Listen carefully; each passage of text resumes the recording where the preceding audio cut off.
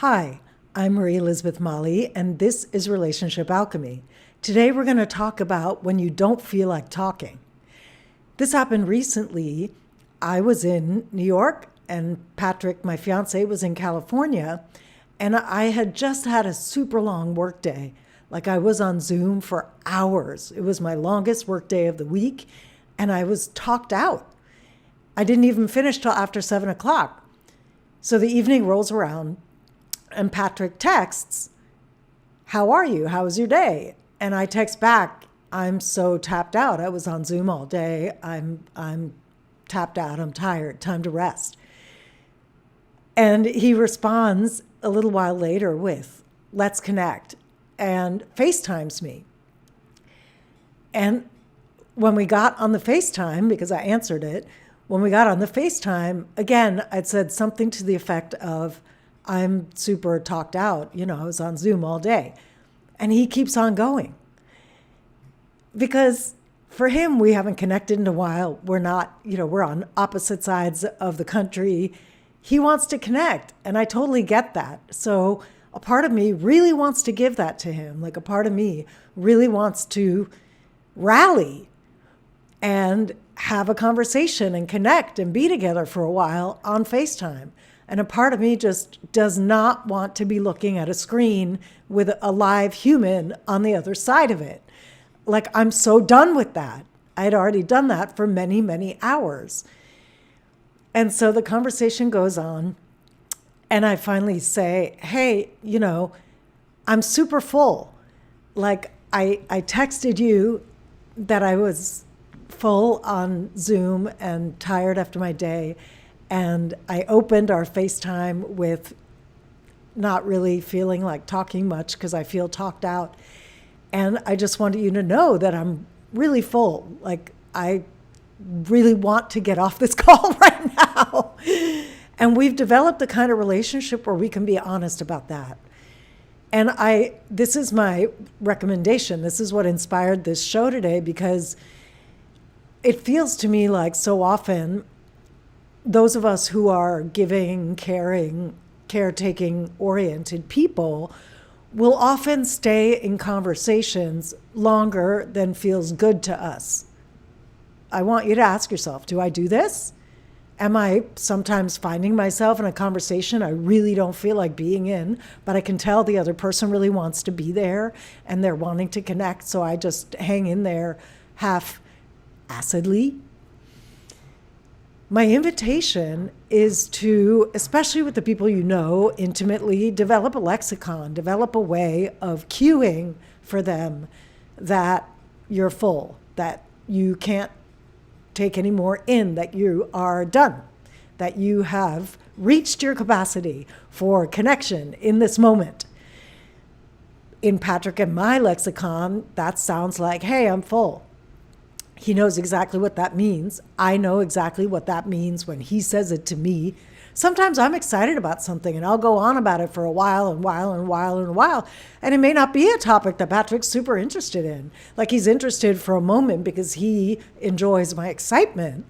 But after a while, he starts to get full. So he'll say that. Or sometimes Patrick will start to go on and on and on about golf, which is his thing, his lifelong passion, and he'll start to nerd out about different aspects of golf. I reach my capacity pretty quickly there. And sometimes I don't catch it, and I don't say I'm full fast enough, and he'll say, "Oh, your eyes are glazing over. Are you full?" And then I get to say, "Yes, I'm full." I would love to transition this conversation to something else. So my invitation, the reason I'm telling you this is because as this was happening with him, I was also appreciating the space that we've created for and with each other to be real and to be honest about what's happening with us without the other person taking it personally. Because I think what happens a lot, and what I see as I coach women around their relationships, is they get worried about, well, like, if I don't want to talk right now, or if I don't feel like being around them, are they going to think it's them? Are they going to feel rejected? And you know what? We've all got trauma and history and conditioning from the past, sometimes they might feel rejected at first. But you can circumvent that by setting up the leaving or the ending of the conversation more effectively. So this is what I'm talking about today for you, to take into your relationships, whether it's with a family member, a business colleague, an intimate partner, take into your relationships the permission for yourself to be transparent about when you get full on a particular conversation. Because let me tell you, talking to somebody who doesn't want to be there feels shitty. So it's actually a kindness to be honest that you've reached your limit. And you can do it in a kind way if you learn to speak up before you're frustrated. The issue is that so many of us wait too long to say anything. So then by the time we say something to try to extricate ourselves out of the conversation, we're already irritated. And then that's what feels like a smack in the face, because the person was like, I was just wanting to connect with you. Why are you pissed? Why? What'd I do? It's kind of like a blindsiding experience.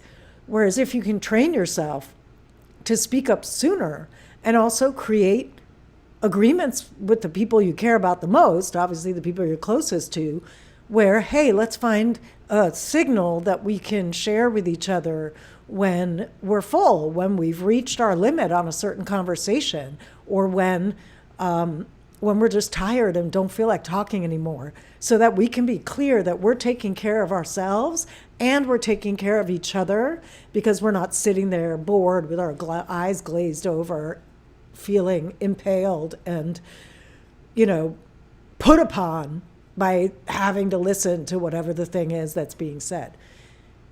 Remember, it's a kindness to be true about what's happening for you, and it's also a kindness to be true about it before you're irritated, before you're frustrated.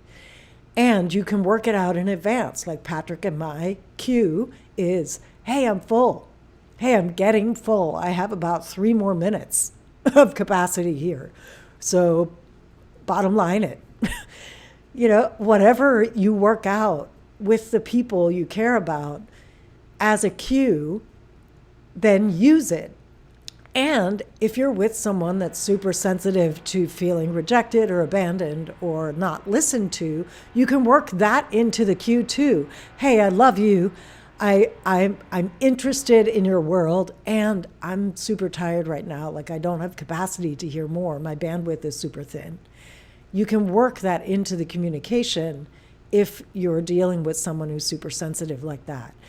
And if you set it up in advance as, hey, let's have this signal for each other, chances are they will get more and more comfortable with you employing that communication when you need to. And ideally, they get comfortable employing that communication themselves too. And that way, when you're together and talking, you both want to be there. The energy's great. It feels good.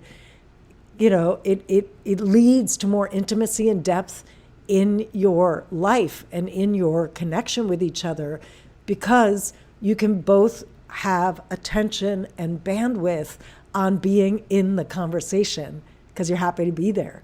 And there's not other extenuating pulls that take you out or make you not fully present. This has been When You Want to Stop Talking. I'm Marie Elizabeth Molly, and I'm here to help you have better relationships and actually design a life that lights you up in all areas of your life, because you're showing up powerful and clear and real in it. For more information, down below in the show notes, you'll find a link to my relationship assessment. You'll find links to my other social media profiles, to my website. You can see what programs I've got going on. I've got an amazing retreat for women coming up in Mexico at the end of May. So you're invited to check all that out. And until next time, remember that a great relationship starts with you.